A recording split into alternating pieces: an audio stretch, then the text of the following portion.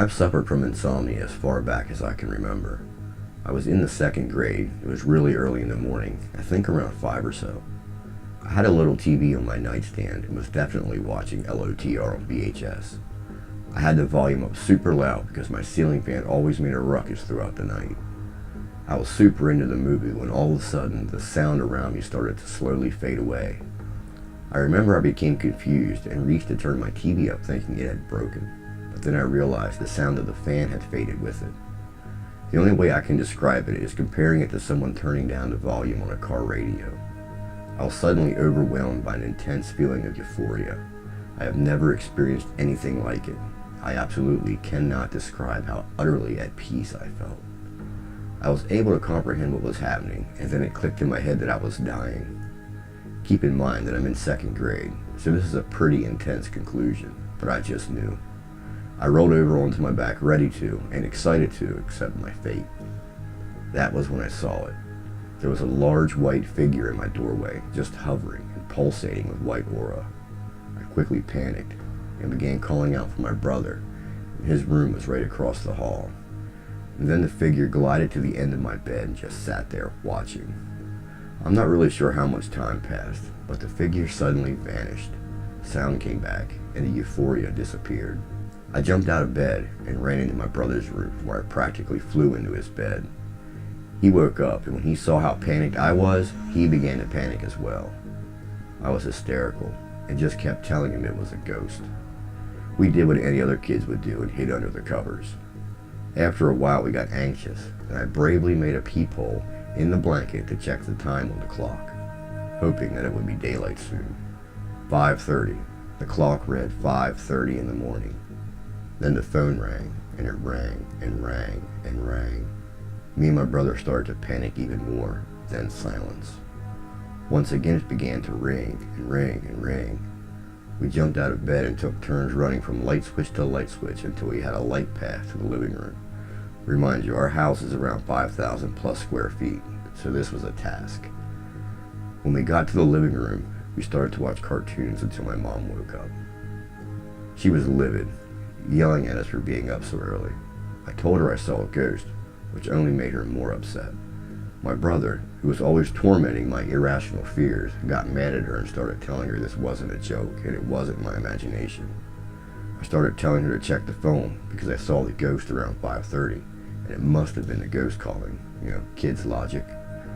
She went to check the phone and went to the other room for a while.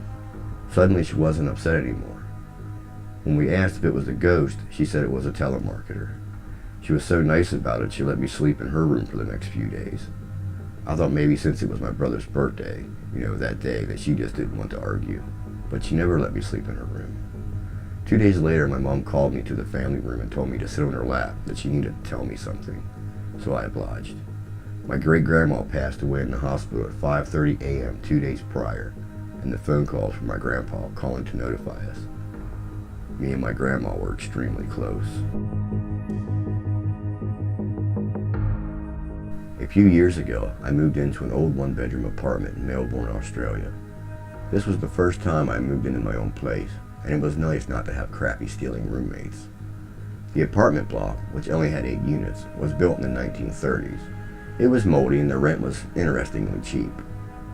The first few months go by without a hiccup, and I'm enjoying living in this place. I come home from work one day and I go into the bathroom, and something catches the corner of my eye. The board, which covers the manhole in the ceiling that gives me access to the attic, is broken in 2 places and on the ground. I remember standing there for about 2 minutes trying to make sense of it. I examined the 2 broken bits of wood.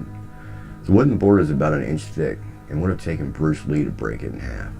My initial thought is that the landlord may have sent an electrician around without informing me, and they may have been working in the attic and broke the board. But the more I think about it, the less likely that scenario seems. Anyway, I take a few pictures and email them to the landlord, asking her if anyone was at the property that day, with an undertone of me being a bit pissed off that she didn't tell me. I receive a reply around 7:30 the next morning. Her email reads, "Please call me as soon as you're able to." I was worried, thinking someone may have broken in. So I call her, and she explains that her last two tenants said the exact same thing happened to them, amongst other things, and she will send someone around to replace the wooden board. If I wasn't so busy with work, I would have thought more of it. About a month later, I wake up suddenly around 4 a.m., which is very unusual. I have so many goosebumps, it feels like someone is rubbing their hands on me. Everything is silent for ages, but then I hear this weird sound coming from the roof above my bed. It's this dragging sound, like someone is pulling a sack of potatoes along the floor. I freak the fuck out and I'm frozen stiff with fear. Someone is up there for sure, I think. There's no way a possum could make that sound. After about 5 minutes of listening to this intermittent dragging sound, I work up enough courage to turn on the light and walk into the bathroom where the manhole is, armed with a cricket bat I keep on my bed. The new board covering the manhole was broken in 2 pieces again. I felt sick. I turn on the bathroom light and stare at the black space where the cover on that manhole would be. As tough as I think I am, I'm 100% frozen with fear. The dragging sound has stopped, but there's another sound. There's a whispering. I thought my mind was playing tricks on me at first, but the whispering was clear. It was coming from the fucking attic. Please let me stress at this point that I'm not making any of this up. The whispering sounds like children's voices. It's gibberish mostly, but there's one sentence that I can make out. It's your turn. It's your turn. It keeps repeating. I turn on every single light in that apartment, as well as the TV, to try to make these feelings go away. It's about 5 a.m., and I'm watching TV to try to unwind. Then my fuse blows, and everything goes silent.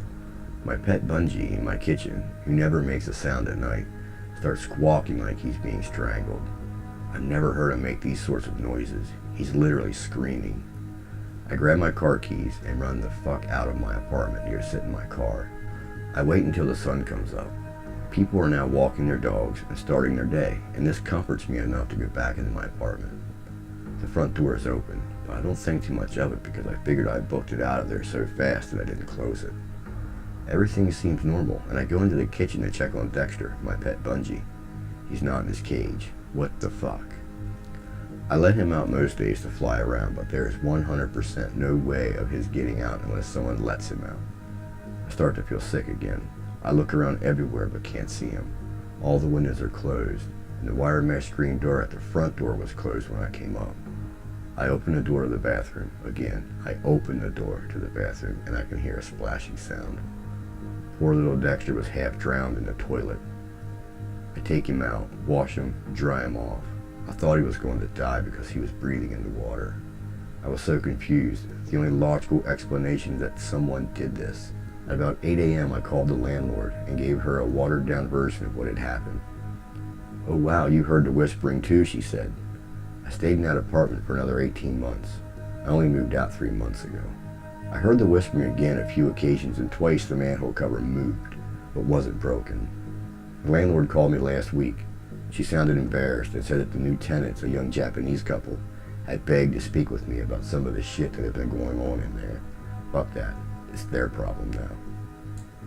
If you enjoyed this video, please like, comment, and subscribe. And don't forget, share it with your friends. And if you have a scary story that you would like featured in one of these videos, please send it to the email linked below, docket360@gmail.com.